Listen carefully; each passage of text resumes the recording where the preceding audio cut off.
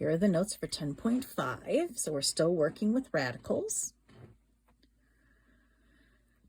So rationalizing the denominators. We don't like to leave radicals in the bottom. Very rarely will a mathematician do that. Maybe when you get up into calculus, you'll see it, but all the way through trig and pre-calc, we do not like radicals in the basement or the bottom of the fraction. So mathematicians hate to see them in the denominator.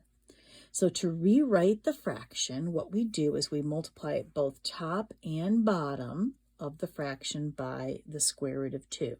This is called rationalizing the denominator because right now the denominator is an irrational number. If I take that fraction and if I multiply both the top and the bottom by the square root of 2, let's see what happens. Well, on the top, I get 1 times the square root of 2, which is the square root of 2. We are totally okay with having radicals in the top. In the bottom, I have root 2 times root 2. Well, remember, that's root 4. But what's the square root of 4? It's 2. So I changed my irrational denominator to a rational number. That's why it's called rationalizing the denominator. It's getting the radical out of the basement. So here we go. It says rationalize the denominator. We don't like that radical underneath there. So we're going to multiply top and bottom of the fraction by root 2. So that's going to give me 7 root 2 on the top. And then on the bottom, root 2 times root 2 is root 4. But root 4 is 2. And voila, we're done. Well, let's look at B. Now, I see some simplifying before I go ahead and start getting that radical out of the basement.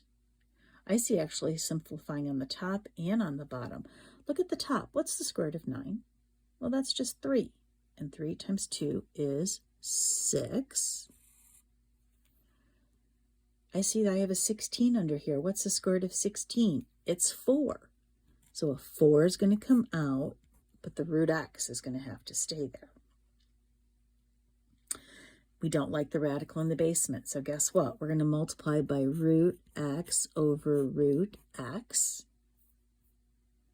On the top, that's going to give me 6 root x.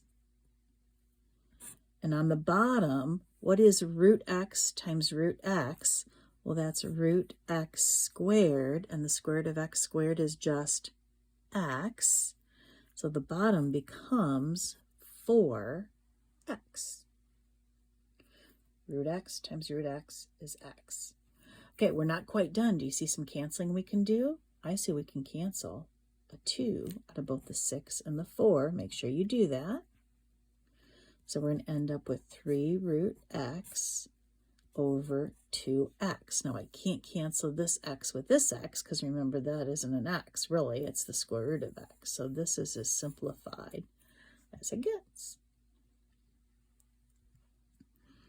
Now, that's going to be a little more complicated when we change the index, like in C. This is going to be one of those ones where you might want to watch it a couple of times. So the first thing that you're going to do is you're going to split up this fraction and make it the cube root of 2 over the cube root of 25. Now remember, the whole point is that we want to get the radical out of the bottom. 25 is not a perfect cube. It is a perfect square. Well, what would happen if I rewrote the cube root of 25 as the cube root of 5 times 5? 5 times 5 is 25. Look, if I want to get rid of this radical in the bottom, I need a perfect cube.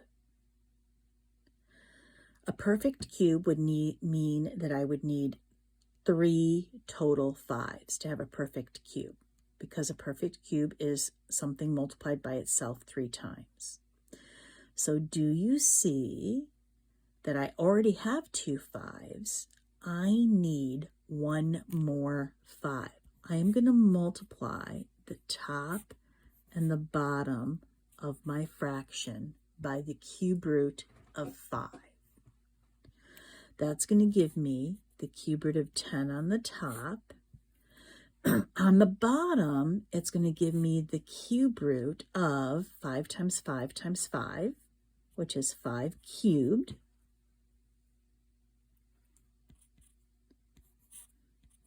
Cube root of 10 does not reduce. And what is the cube root of 5 cubed?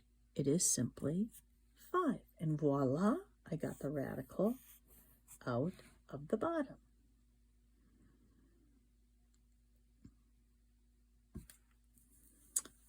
If you don't mind, I'm going to go up here into this little corner, and I'm going to do another example. I'm going to do a D right here. I have space. What if I have the cube root of 1/2?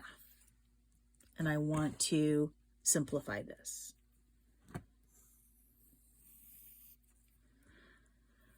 Well, that would be the cube root of 1 over the cube root of 2. Now look, down in C, I had a 25, so I could write that as 5 times 5. Here, all I have is a 2. How many 2's do I need to have a perfect cube? I need 3 2's.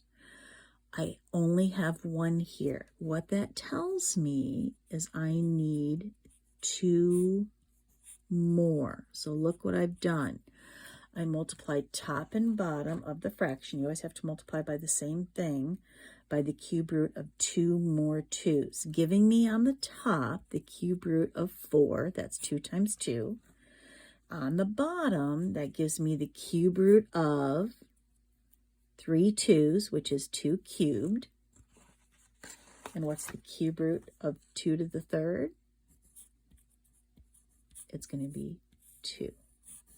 So now you have 2 of those to look at and kind of analyze as you're doing those in your homework. So it only gets a little more interesting when we are changing our index from a square root to a cube root. All right, so what if our denominator has more than one term? Look, this is a binomial. Now, don't do this in your notes. Don't write this, but I want to show you. So if you think you can just multiply by root 5 over root 5, let's see what would happen if you did that. You get 3 root 5. Now, do you see here you'd have to distribute, right? So when I distribute here, that root 5 is going to cancel because root 5 times root 5 is 5. So that would actually end up to be 2 times 5 or 10. The problem is I would also have to multiply this 1 by root 5. Did that get rid of the radical in the basement? It did not. So that's not good enough. Whenever you have a radical in the bottom of the fraction, you have to multiply by something called the conjugate.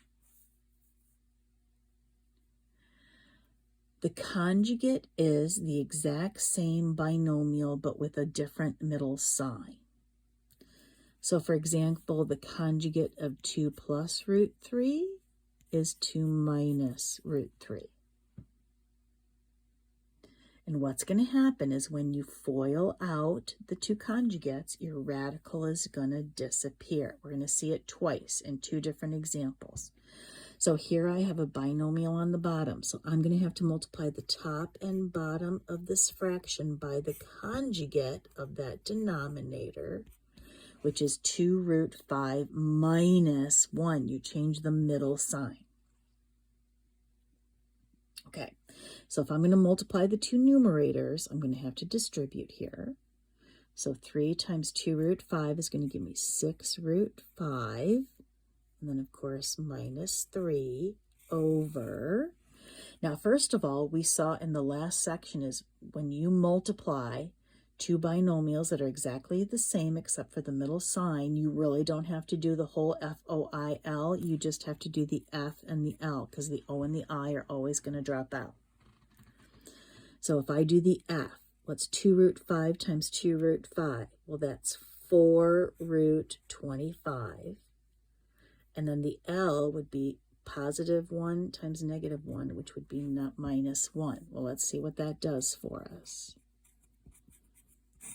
What's the square root of 25? That's 5 times 4 is 20. Look what happened to that radical. It disappeared. So we end up with 6 root 5 minus 3 all over 19. And that is simplified. The whole point, again, is to get the radical out of the bottom.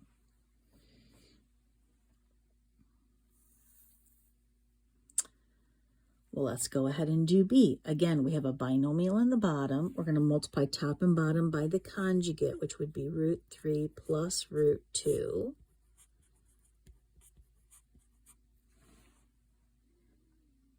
So you can see now we're going to have to FOIL the tops because these are not exactly the same except for the sign. So here we go. Root 5 times root 3 is root 15.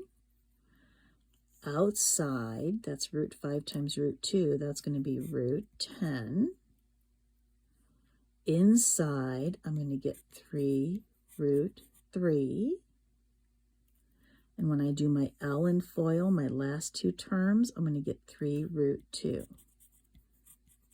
And if you look carefully, you cannot combine any of those. None of those, first of all, none of them simplify any further. And none of them are like radicals to combine. So that's kind of crazy. All right, now we can just FLA or FL the bottoms because these are the same except for the sign. So what's root 3 times root 3? Well, that's root 9. And then negative root 2 times positive root 2 is root 4. So that's going to give me root 15 plus root 10 plus 3 root 3 plus 3 root 2 all over 3 minus 2, which is 1, which is, of course, simply root 15 plus root 10 plus 3 root 3 plus, oops, I lost my radical there, 3 root 2. And that's 10/5.